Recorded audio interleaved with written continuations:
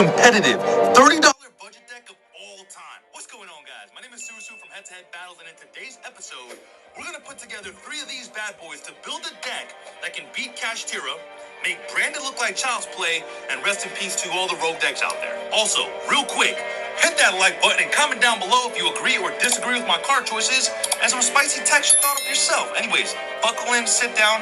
I guess you're already seated. Let's get right into it. Okay, so the first 3 cards I'm playing is Trap Tricks Putika. On normal summon, you can add to your hand the brand new field spell, which, by the way, is insanely broken, okay? This card also has an effect on special summon, which allows you to banish a monster your opponent controls.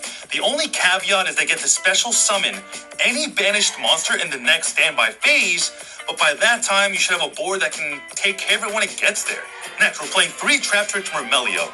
On normal summon, this card allows you to add any normal hold trap from deck to hand. This card also has a really cool special summon effect, which is a non-once per turn spell and trap removal.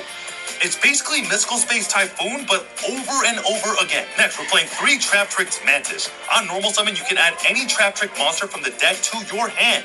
It also has a really cool second effect where you can return a spell or trap on the field to your hand, and then reset any spell or trap from the hand to the field, which is really, really cool. Next, we're playing the new God tier extender for the deck, Trap Tricks Arachno Kampa. This card has a really cool effect which says the first time your set card in the spell and trap zone would be destroyed by a card effect, it won't be destroyed, okay? But now, onto the effect that makes this card an absolute staple in the deck. She has a quick effect special summon from the hand as long as you control a Trap Tricks monster. That means even if you open with 2 of these, you can normal summon 1, special summon the other one from the hand, which will allow you to go into another extender. Now, although this effect does lock you into plants and insects, who cares? You now have the most broken deck in all of Yu-Gi-Oh! Boys, if you guys are enjoying this video, do me a big favor and smash that like button and hit the subscribe, because I'll be doing an in-depth combo guide as well as some live duels where I can show you the smaller nuances of the deck. I also want you to comment down below your own spicy card choices and some of the cool techs you guys are deciding to play. Alright, the next card we're playing are 2 Trap Tricks Diana's. When normal summon, you can special summon a Trap Trick monster from your graveyard, and on special summon, it allows you to set a normal hold trap from your graveyard, but it does get banished during the next end phase. If you want to counter the banished effect, use the effect of Trap Tricks Mantis and you're good to go. Next, for our 1-ofs, we're playing the 1 Vesiculo and 1 Atrax. These are both flex spots in the deck, so you can replace them with anything, but I do think they deserve some testing. Being able to use normal hold traps from your hand and making it so your opponent cannot negate the activation of trap cards on the field is kind of nuts. Now, to round out our monster lineup, we are playing 3 Ash Blossoms, and hear me out real quick. Kashtira is not the best deck this format. We still have branded, tier variants, and other rogue decks that are going to shape this meta. Ash is going to be extremely potent against all of those decks, so keep this card close. Now, onto our spell cards. The first card we're going to be playing is probably one of the best field spells in all of Yu-Gi-Oh! Trap Trip Garden. This field spell has 3 really broken effects. 1, it allows you to normal summon another Trap Tricks from your hand. 2, the first time your plant or insect monster would be destroyed by battle, it's not. And lastly, you can banish 1 monster you control, which by the way is for cost, and then special summon a Trap Tricks monster from your hand or graveyard. This deck is actually tier 0 because of this field spell alone. Next, we're playing Pot of Greed, which they renamed Trap Tantalizing Tune. This card says to discard a level 4 insect or plant or a normal trap, and then draw 2 cards. So basically, discard any card from your hand to draw 2. And the craziest part of this card is that negative effect of discarding isn't negative at all, since you can grab the trap back with Dianea or special the monster you discarded with Alamaris or Colaria. This deck is actually the scariest $30 deck I have ever seen. Onto the traps. The first card we're going to be playing is Trap Trick. This card allows you to banish 1 normal trap and then set 1 with the same name to the field, which you can activate this turn. Just be wary though, you can only activate 1 more trap for the rest of the turn, but if you're good at the game, this won't matter. If you're bad, yeah, it'll probably matter. Next, we're going to be playing 3 Shade Brigandine.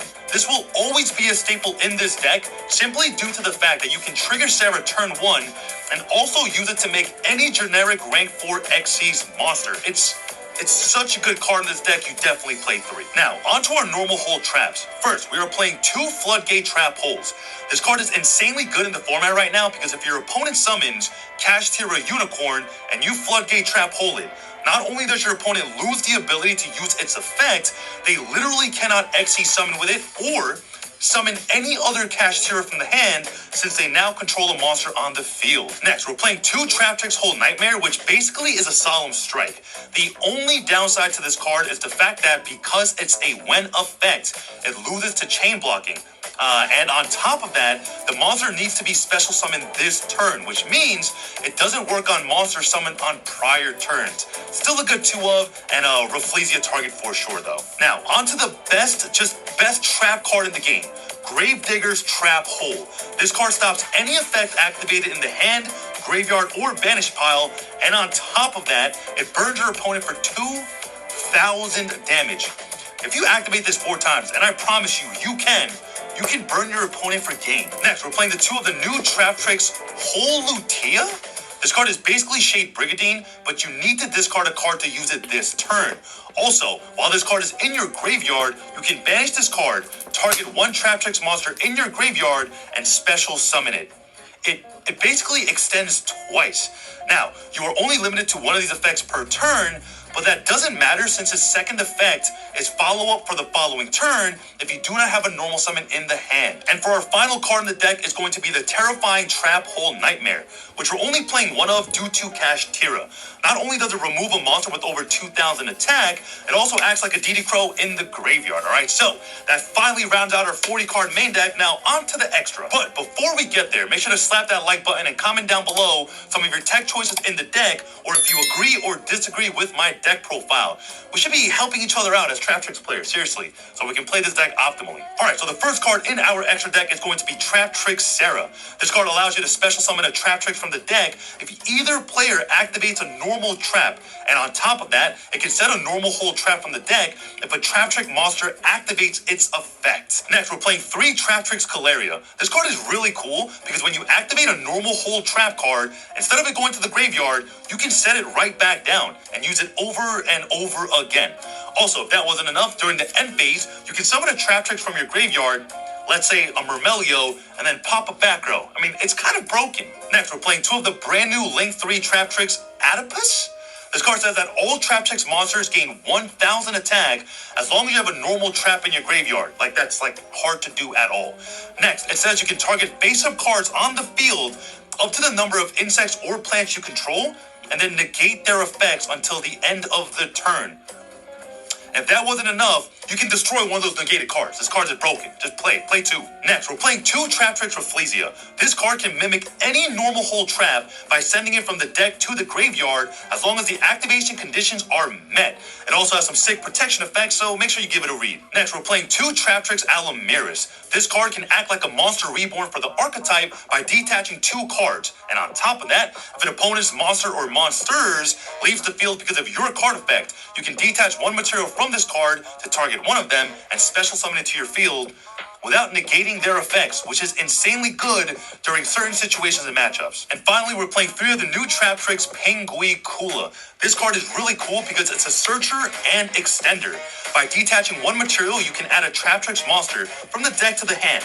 It also has a really cool second effect, which will allow you to attach one of your opponent's monster to it as material, as long as that monster, controlled by your opponent, was sent to the graveyard or banished by a card effect. Alright, that's going to be for the extra deck. Let's move over to the side deck. Now, we're going to be going over the side deck really fast because it's supposed to be catered more for your own locals and your own regionals, but with just this structure deck, here's what I came up with, alright? First, we're going to be playing 3 evenly matched.